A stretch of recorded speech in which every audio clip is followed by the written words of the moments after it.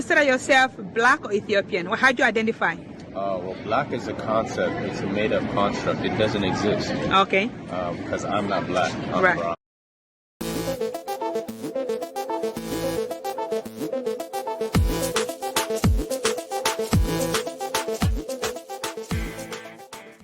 All right, guys, how are you? How are you all doing? I think I'm doing pretty cool. Okay, it is here. We are in the month of February, which is almost going to the end, but it is still the month of Black History. You know, the Black History Month. And then right now, as I'm talking to you, there is a Black History concert at the University of Mississippi, where I am a student. You know, currently. But one thing, it's the blackness, the language blackness. What does it mean to people?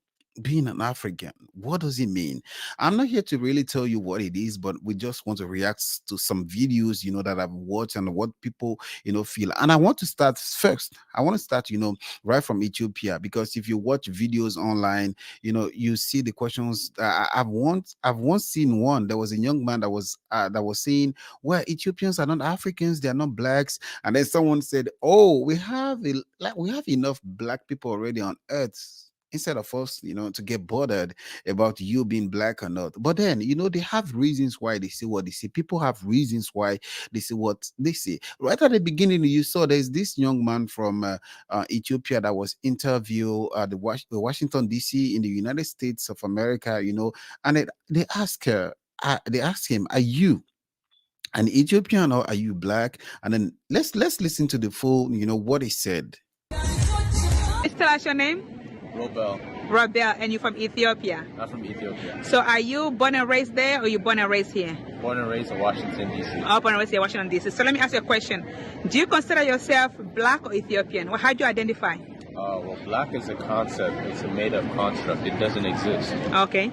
Because I'm not black. I'm Right. brown. Right. So they use the color black to categorize us and tell us how to live, how to talk, how to exist.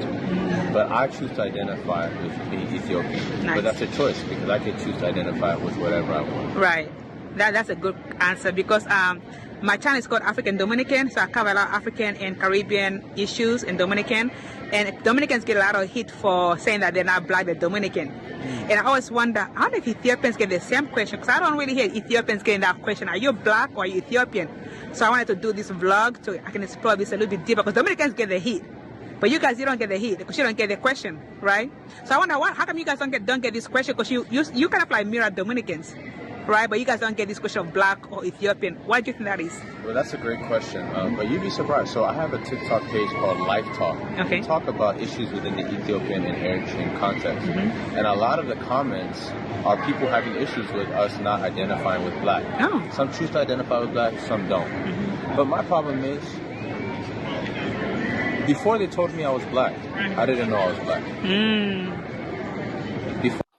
That was one thing important that we need to take note. The last thing he said, he said, before they told me I was black, I didn't know I was black. So I do tell people, you know, today things are evolving, languages are evolving. So we should know the context in which people use whatever language they use. Now, he's not the only one. I also listened to another Ethiopian lady that's on Instagram. You know, in this vlog, what you just listened to was a Dominican lady that actually went to the US, you know, to interview the Ethiopians to hear from them their perspective.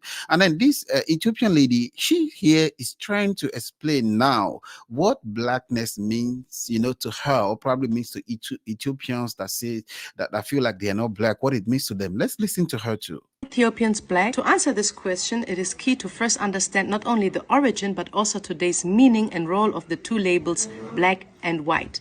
You know, when Africans were taken captives and dragged on the slave ships, they didn't identify themselves as black. They identified themselves as Igbo, Yoruba, Ashanti, Wolof, you name it. They became the blacks when they left the slave ships and first set foot on American soil. Same goes for the label white people. When the ship crew boarded the slave ships on the European ports of Bordeaux, Liverpool, Manchester, they didn't do so as the white people. They did so as the Portuguese, Genoese, Irish, even Arabs were part of the crew, working as translators and navigators. They became the white people the moment they first set foot on African soil. Today, these two labels, black and white, function as political terms.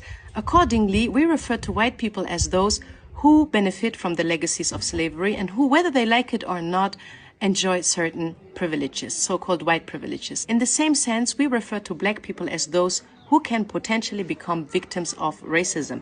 And since Ethiopians can also become victims of racism, of course they are considered as black people too, whether they like it or not. So the labels black and white are not biological terms and do not refer to skin color. After all, nobody of us is really black or white. Get ready for part 2 of this series, where I will explain to you how Western scholars worked overtime to alienate Ethiopia from the rest of Africa. Exactly. So you've actually heard from her own opinion, why she thinks, based on her history, why she thinks that what Ethiopians, why some of them do not, identify as being called black. So the meaning of blackness, what it means to them. So I mean, everything she said had context. I don't think she's saying she's not being African or she's not this. So you guys are out there, you can actually give your opinion too. But aside from her, and what she said and what the other guy said too, we had the Nigerian writer Chimamanda Adichie that also said something like that. Let's listen to her too. Nobody thinks of themselves as black in Nigeria. We have many problems, but race is not one of them, because I guess most people in Nigeria are black. In many West African countries, we don't have race as an identifying part of us. So when I went to the US, all I had thought of myself was a Catholic and Igbo. And Nigerian, of course. But then in the US, people would just say things to me about being black, and I would think, I don't even know what that means.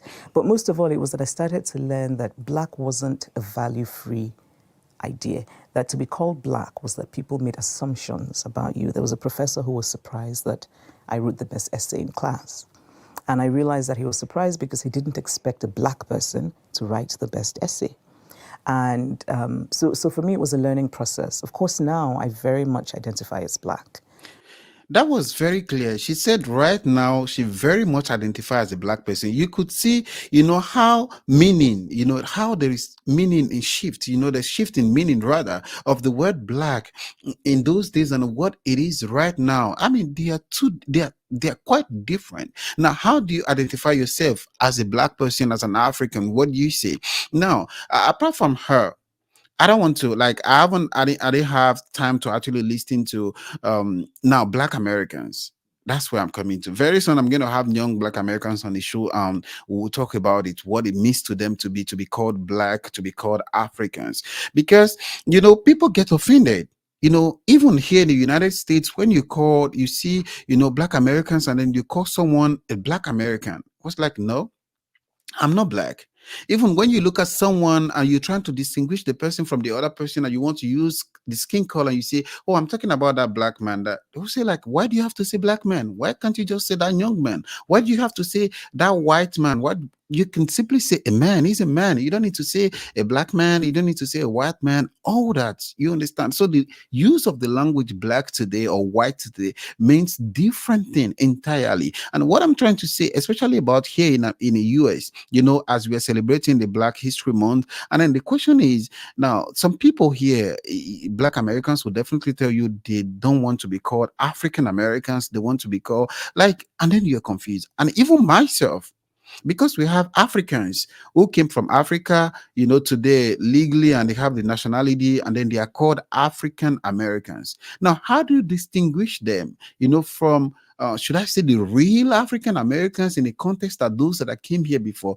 I personally do say I call the other people Black Americans, and I call the Africans who have the nationality now, I call them African Americans. But still, it's still confusing. There are Black Americans here that consider themselves as African Americans. They identify with Africa. There are those who do not identify with Africa. Then it becomes a little bit, difficult for you as a person to actually think about, well, like, how do I call him? What should I say? What do you guys think? What do you think? What's your opinion about this question of blackness, be it in Africa or in every other part of the world? What do you think? Please drop your opinion. We are still celebrating the Black History Month in the United States, and as I'm talking to you, there's going to be a concert, somehow today at the University of Mississippi, in which they celebrate, the blackness, what it means to be, black in the United States of America. Please join us as we continue in this story.